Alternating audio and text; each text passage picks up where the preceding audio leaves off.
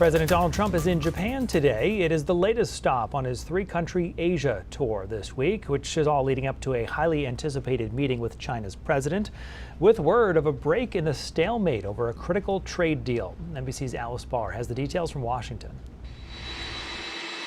President Trump arriving in Japan this morning for the second leg of his Asia tour.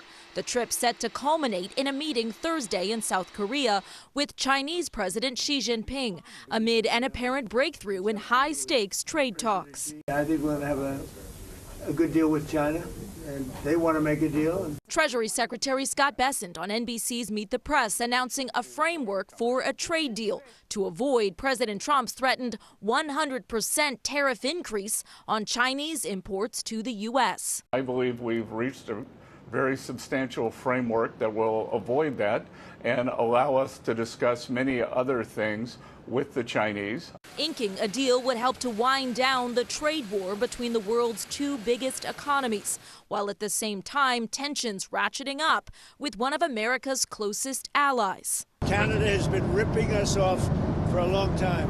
One of the most difficult countries to deal with has been Canada. President Trump doubling down on slapping an additional 10% tariff on goods coming in from Canada because of an anti-tariff Government of Ontario TV ad featuring segments edited from a 1987 radio address by President Reagan. America's jobs and growth are at stake. The ad ran during the World Series over the weekend, but Ontario's premier says it will stop today.